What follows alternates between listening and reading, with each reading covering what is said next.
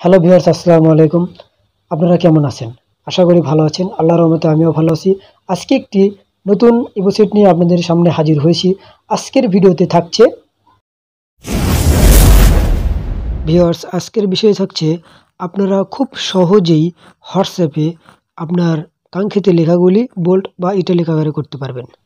তো ভিউয়ার্স, আপনারা সম্পূর্ণ ভিডিও মনোযোগ সহকারে দেখবেন। অবশ্যই কিন্তু এটা কেটে কেটে দেখবেন না। কেটে কেটে দেখলে আপনি মেইন অংশটাই বাদ পড়ে যাবে।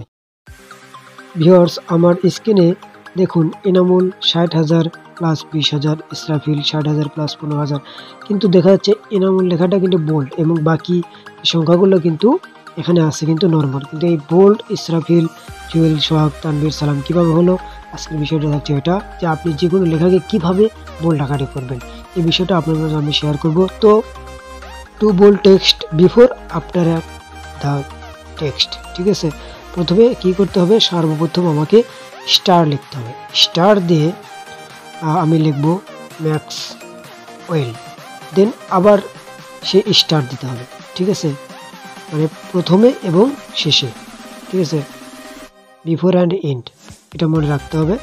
আমি কী করবো, সর্বপ্রথম স্টার দিলাম এবং লেখার শেষে কিন্তু স্টার দেবো। দেখুন আমার লেখাটা কিন্তু বোল্ড হয়ে আছে, ঠিক আছে। আবার দেখুন, আমি পুনরায় আবার দেখাই, সেটা হলো প্রথমে কী করতে হবে, স্টার, আপনার কাঙ্ক্ষিত যে লেখা লিখবেন, আমি লিখলাম ম্যাক্সওয়েল, দেন আবার ওই স্টার আবার চাপতে হবে। দেখুন আমার লেখাটা কিন্তু বোল্ড হয়ে গেছে, ঠিক আছে। আমি যদি কেটে দিই আবার বোল্ড ছাড়া হয়ে যাবে। দেখুন আমি আবার যদি স্টার দিই আবার বোল্ড হয়ে যাচ্ছে। আপনারা খুব সহজেই হয়তো বুঝতে পারতেছেন। দেখুন লেখার আগে কিন্তু স্টার দিতে হবে এবং লেখার শেষে কিন্তু স্টার দিতে হবে। আমি এরপর যদি আমার ওই সাথে যদি লিখি রাসেল, যেহেতু বোল্ড আকারে হয়ে আছে, তারপর আমি যদি রাসেল লিখি, দেখুন RASEL, জাস্ট আমি এটা লিখে দিলাম, দিয়ে এখন সেন্ড করবো। দেখুন এখানে কিন্তু দেখুন ম্যাক্সওয়েল লেখাটা কিন্তু বোল্ড আছে এবং রাসেল লেখাটা কিন্তু নর্মাল আছে। তো এই বিষয়টা কিন্তু আপনাদের মাঝে খুব সহজেই এটা বোঝাতে পেরেছি, কেননা এটা কিন্তু খুবই সহজ, একটা সিম্পল একটা ব্যাপার। দেখুন আমার প্রথম অক্ষরটা কিন্তু বোল্ড হয়েছে এবং পরের অক্ষরটা এটা কিন্তু আমি সাধারণ নর্মালে রেখেছি। দেখুন আমি কিন্তু বারবার বলে দিচ্ছি কিভাবে এটা করলাম। আপনারা পুনরায় দূরকালে ভিডিও ব্যাক করে দেখতে পাবেন। প্রথমে স্টার দিতে হবে এবং লেখার সাথে শেষে কিন্তু একটা স্টার দিতে হবে, ঠিক আছে।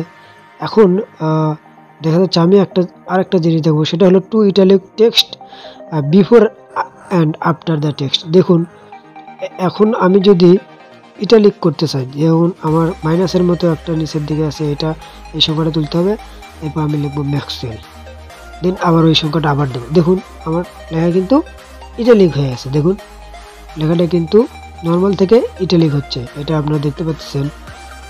এরপরে লিখবো রাসেল, তো এটাকে যদি আমি সেন্ড করি, দেখুন ইটালিক ম্যাক্সওয়েল হয়ে আছে ইটালিক এবং রাসেল কিন্তু এটা হয়ে আছে নর্মাল, তাই না? এটাও কিন্তু খুবই একটি সিম্পল ব্যাপার। তো আরও কিছু কিছু জিনিস আছে, যেমন আমি আরেকটা দেখাই যাচ্ছি, আপনারা দেখতে থাকুন। সেইটা হলো to fix text before and after the text. এখানে কী করতে হবে, 3 ডট, ঠিক আছে, উপরে এই 3 ডট আপনার 3টা নিতে হবে। দেখুন এই ডটটা আমি দেখাতেছি, এটা আগে দিতে হবে 3টা, দেন নাম লিখবেন আপনি যেটা চান এবং পরে আবার ওই 3টা দেবেন। দেখুন আমি যদি কেটে দিই, একটা কেটে দিলে কিন্তু হচ্ছে না, যদি 3টাই যদি থাকে তাহলে কিন্তু লেখাটা কিন্তু অন্যরকম দেখায়। যেমন আমি দেখুন ম্যাক্সওয়েল পরে রাসেল লিখলাম, ম্যাক্সওয়েলটা একরকম হয়ে গেছে এবং রাসেল লেখাটা কিন্তু আলাদা হয়ে আছে, ঠিক আছে। এখন আমি আরেকটা দেখাবো, সেটা হলো strikethrough text before after the text. এটা দেখাবো আমি যদি কোনো লেখাকে যদি কেটে দিতে চাই, মাঝখানে লেখার ভিতরে যদি কেটে দিতে চাই কোনো লেখাকে, সেটা এইভাবে করা যাবে। যেমন এই সংখ্যাটা আপনি তুলবেন, দেন একটা আপনার পছন্দ মতো অক্ষর তুলবেন, দেন আবার কিন্তু ওই সংখ্যাটা তুলবেন। দেখুন আপনি দেখতে পাচ্ছেন স্ক্রিনে এখানে কিন্তু লেখাটা কিন্তু কাটা অবস্থায় থাকে। দেখুন ওই সংখ্যাটা তোলার পরে আমার অক্ষর এবং ওই সংখ্যা আবার তোলার পর দেখুন, মানে ওই চিহ্নটা তোলার পর দেখুন আমি সেন্ড করলাম। দেখুন ম্যাক্সওয়েল কিন্তু কাটা গেছে এবং রাসেল কিন্তু ঠিক আছে। আপনারা খুব সহজে বুঝতে পারছেন। 4টা জিনিস আমি দেখালাম, 4টা জিনিস আপনারা কোনো যদি বুঝতে অসুবিধা হয় অবশ্যই কমেন্ট করে জানাবেন। সহজ পদ্ধতিতে কিন্তু আমি দেখাইছি আপনাদের। আমি চেষ্টা করেছি আপনাদের সাধ্যমতো খুব সহজেই উপস্থাপন করার আশা করি বুঝতে পেরেছেন। তো ভিউয়ার্স, আপনারা সম্পূর্ণ ভিডিও মনোযোগ সহকারে দেখেছেন, এজন্য আপনাদের অসংখ্য অসংখ্য ধন্যবাদ। যদি ভিডিওটা ভালো লাগে অবশ্যই লাইক এন্ড কমেন্ট শেয়ার করবেন এবং আমার চ্যানেলে যদি সাবস্ক্রাইব করে না থাকেন অবশ্যই সাবস্ক্রাইব করে রাখবেন।